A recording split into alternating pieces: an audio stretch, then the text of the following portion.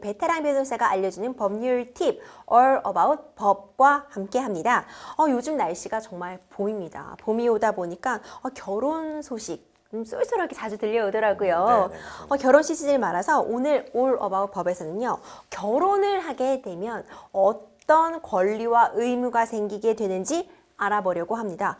결혼, 혼인, 우리가 이렇게 쓰는 말들인데 이 법률적인 의미는 우리가 일상적으로 통용되는 의미랑 다른 것인지 궁금해요. 결혼, 이런 혼인, 의미부터 좀 짚어주시죠. 네네. 일반적으로 우리가 이제 결혼이라고 하면 뭐 남녀가 만나서 이제 뭐 함께 이제 공동생활을 하는 이런 걸로 상식적으로 생각을 하고 있는데요. 법적으로도 이런 다양한 권리 의무가 발생하기 때문에 일단 개념 정의를 명확하게 해둘 필요가 있습니다. 그래서 법률상으로 일단 결혼이라 하면 결혼 또는 혼인이란 남자와 여자 사이의 그 합의에 의해 둘 사이의 어떤 부부 관계를 창설하는 법률 행위라고 이제 정의를 하고 있습니다. 그렇군요. 그럼 남자와 여자가 결혼을 하게 되면 법률적으로 어떤 권리 의무가 발생하는지 알아보면 도움이 될 것 같아요. 네네. 일단 새로운 가족 관계가 형성이 되는 거다, 이렇게 이해하면 될까요? 네네, 맞습니다. 그게 이제 가장 기본이 되는 거고요. 뭐 서두에 조금 얘기를 하려고 했었는데 일단 이 결혼이라는 거는 어떻게 보면 이제 남녀 사이에 이제 가장 어떤 사적인 부분으로도 볼 수가 있어요. 특별히 여기에 왜 이제 국가가 굳이 개입을 해서 이제 법이라는 게 입법적인 측면이 들어가면 어쨌든 국가의 개입이 있는 거니까 뭐 이래야 되냐부터 굉장히 좀 어떻게 보면 철학적인 논의가 있을 수도 있고 각 나라의 가족법들이 어떻게 보면 민법이나 뭐 형법이나 이런 그 기본법들은 뭐 각 나라마다 크게 차이는 없습니다. 근데 이제 가족법 같은 경우에는 도대체 이 어떤 남녀 간의 어떤 가정 이 국가가 법적으로 어느 정도 개입을 해야 되냐 이거에 따라서 상당한 문화적 차이도 있고 뭐 다양한 이런 법적인 그런 뭐 비교법적으로 상당히 의미 있는 그런 내용들이 많이 있는데 그래서 이제 우리나라에만 한정해서 이제 설명을 좀 드리면 될 것 같아요. 그래서 제일 중요한 게 어쨌든 가족으로서 이제 친족이 되면 그 뭐 촌수나 이런 거 관련해서 뭐 상속 관련 네. 이런 것들이 가장 기본적으로 법적인 권리 관계가 이제 정해지게 되는데 그래서 일단 부부는 서로에게 다 아시다시피 이제 친족이면서 촌수로는 영촌이 됩니다. 그 무촌이라고 영촌. 하죠. 부부 관계는 이제 무촌이 되고 또 그러니까 다른 어느 일촌 이제 자녀 관계가 일촌이잖아요.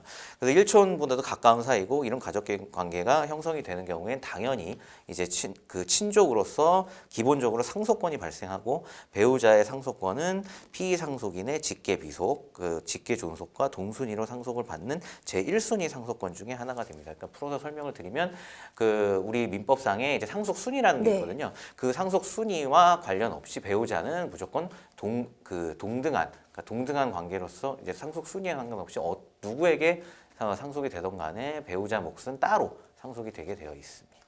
변호사님, 그런데 요즘 가족의 형태라는 게 정말 좀 다양하잖아요. 네. 서로 합의하에 부부관계를 유지하지만 사실 따로 살고 계신 분들도 많은데 혹시 동거를 한다, 같은 집에 산다, 이것도 의무일까요? 네, 맞습니다. 요게 이제 약간 뭐 왜냐하면 각자 사정들이 너무 다르니까 그렇죠. 뭐 동거가 의무일까 어떻게 보면 약간 상식적으로 재밌는 부분이기도 한데 법적으로는 제가 볼 때 큰 의미가 없는 것 같고 뭐 부부 사이에 뭐 상식적으로 동거한다는 건 당연한 거니까요.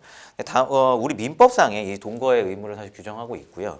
물론 이제 직장이나 교육 등 문제로 당연히 합의하에 따로 살거나 주말 부부를 하는 경우 이런 경우도 있겠어요. 원칙적으로는 동거가 원칙입니다. 또 재미있는 부분은 부부의 동거 장소는 협의에 따라 결정하게 돼 있지만 우리 민법 제826조 제2항에 따르면 이런 것에 합의가 이루어지지 않은 경우에는 가정법원이 이를 정하게 규정은 하고 있습니다. 근데 사실상 뭐 이런 규정을 활용해서 어디에 살지 법원에서 정해 주십시오. 뭐 이런 청구가 있다고 보기는 어렵고요. 그냥 어떻게 보면 부부의 동거 의무를 한번 좀 확인하는 그런 규정이라고 보여집니다. 그렇군요, 변호사님. 사실 우리가 이혼 소송할 때 좀 흔한 쟁점 중에 하나가 뭐 서로를 뭐 부양했네, 안 했네, 이 부양의 의무라는 말이 사실 자주 등장하게 되는데 네네, 이 맞습니다. 부양이 뭔지, 이 부양도 반드시 부부간에 해야 하는 의무인 건지 궁금합니다. 네네. 원칙적으로는 이제 부부간에도 당연히 이제 부양 의무가 있습니다. 조금 설명을 드리면 부부는 당연히 이제 협조를 해서 가정을 꾸릴 의무가 있고요.